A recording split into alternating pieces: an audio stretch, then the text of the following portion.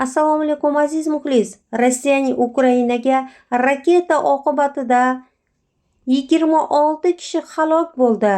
Rossiyaning Ternopolga bergan zarbasi oqibatida halok bo'lganlar soni 26 kishiga yetdi. Bu haqida Ukraina ichki ishlar vaziri xabar berdi. Qayd etilishicha, kecha Rossiya Ukrainaga 48 ta raketa va 476 ta uchuvchisiz samolyot bilan hujum qilgan. Hujumda 40 ta X-101 qanotli raketalar, 7 ta kalibr qanotli raketalar va bitta Iskandar M ballistik raketasi ishtirok etgan. Bundan tashqari Rossiya harbiylari 476 ta dronlar, shu jumladan 300 ga yaqin shahid uchuvchisiz samolyotlarini uchirgan. Nishonlarning aksariyati havo hujumidan mudofaa kuchlari tomonidan urib tushirilgan. 7 ta raketa va 34 ta hujumchi dron 14 ta joyga urilgani va 6 ta joyga vayronalar tushgani qayd etildi.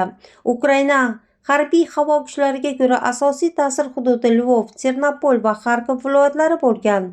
Viloyat rahbari boshlig'i Aleksey Nikopning so'zlariga ko'ra, Xarkovda o'qqa tutilishi oqibatida 46 kishi yaralangan. Rossiya kuchlari Xarkovning Slobodskiy va Osnovyatskiy tumanlariga 19 ta Geran-2 droni bilan hujum qilgan.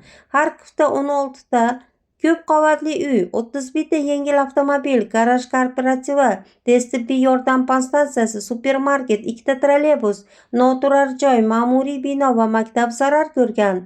Ternopol ham dron va raketalardan hujumga uchragan.